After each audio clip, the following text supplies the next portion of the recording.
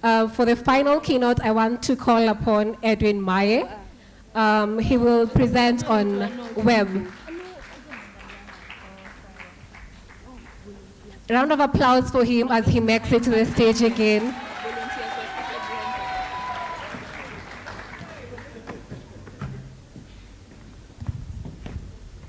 Hi everyone, hi. It's good to see, you actually look good up here. Everyone, yeah? You're making me shy, but anyway, I'll not be looking at anyone's eyes.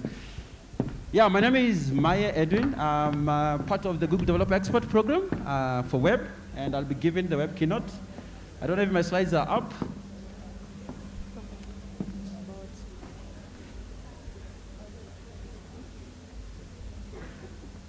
Okay, so basically the web is getting truly native and more capable nowadays.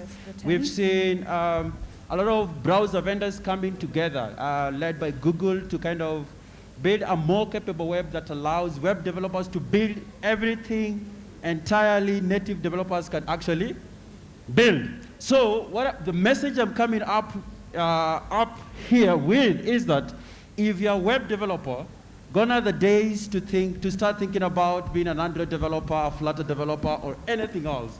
You can actually be able to build anything native, anything an Android developer can build, an iOS developer can actually build. And John was talking about technologies that Google has invested a lot to kind of empower developers and software engineers to build anything that are interested in with across all the platforms. And the web, for example, you can be a mobile app developer and use the same source code to kind of ship products to the web platform, for example, with Flutter and stuff.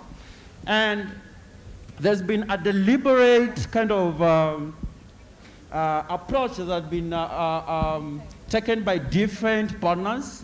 So when I say partners, I mean Firefox, I mean Opera, I mean Microsoft Edge, I mean Google Chrome, which is the lead. And everyone is building their browsers around safety, privacy, and trust. And when you talk about safety, it's basically being able to make sure that when someone visits any website or any link or address on the internet, they are safe and they don't feel like they're compromised in any way. And then there's also been a deliberate kind of approach towards building everything around privacy. That's why you'll find most of the times when you want to kind of use different stuff on any particular website, there's always a prompt on your devices, be it iOS, be it Android devices, be it your desktop macOS, running on macOS, Linux, or Windows. There's always a prompt asking you to kind of grant some sort of permissions. For example, you want to use a camera, or you want to do anything you want to do. Yeah, and then trust builds on top of safety and privacy. So this kind of has given users around the world the ability to be able to interact with different applications that are on the web platform and be able to kind of do various things on it. Next slide, please. Yeah, just get down. Yeah, and like I said, today's web is more capable and we have interesting stuff. So rolling back to the partners that are working together to kind of make the web platform as amazing as it is, there's been deliberate features that have been built. For example, 5 years ago, you could not be able to kind of take cameras via a web application. You could not be able to draw stuff using a website. You could not be able to visit and browse a website offline. You could not be able to kind of build a website and ship it to the market as a mobile application. But then for the last 2 years, 3 years or so, there's been effort to kind of build an inclusive ways of software engineers being able to build whatever they want to build on the internet using different tools across the world.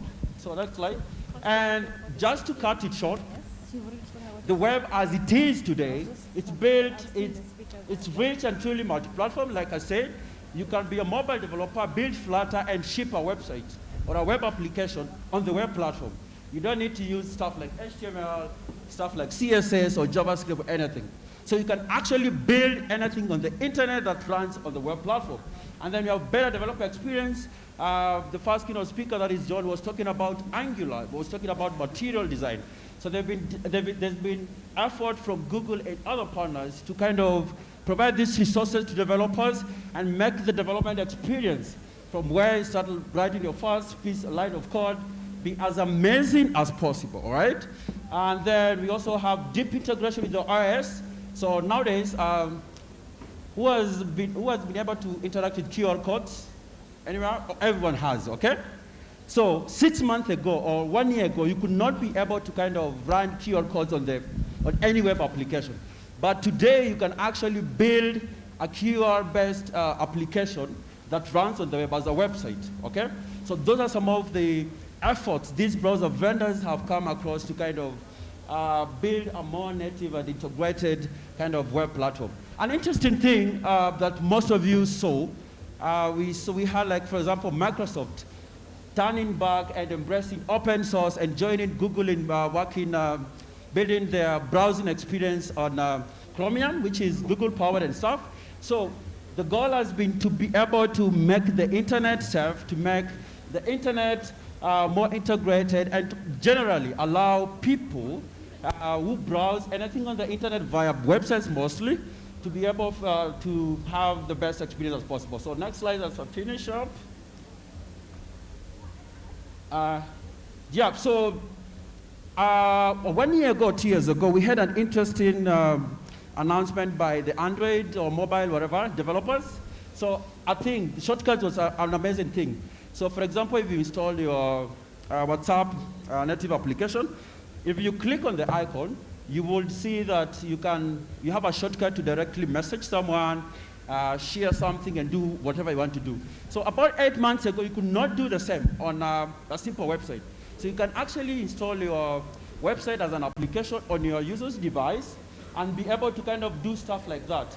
Also, 1 year ago, you could not share stuff to a website or share stuff from a website. So what people used to do was kind of be able to click links and just share directly by WhatsApp. But then this has been natively built into macOS, Windows operating systems, Chrome OS, and all those operating systems, even iOS, to kind of allow developers who write applications on the web to kind of build more capable kind of applications that the users would want to use. As I close up, just move through. I know time is. Okay, next. Go up. Okay. It's off. I'll just finish. Yeah, so I have a parting shot. So today, if you're a software engineer, you don't need to worry about tools. You don't need to worry about resources. You can decide to learn Flutter, and you'll build a mobile application, and you'll be able to build a web application, all right? You can decide to be a JavaScript developer and be able to build an application that could run on any mobile application, deploy it on a Play Store, iOS, or Windows Store. So today, what you need to focus on as a developer is learning your tools, being good at your tools, and build products that are going to empower people to live their best life in Africa and beyond. Thank you so much. My name is Maye. See you later.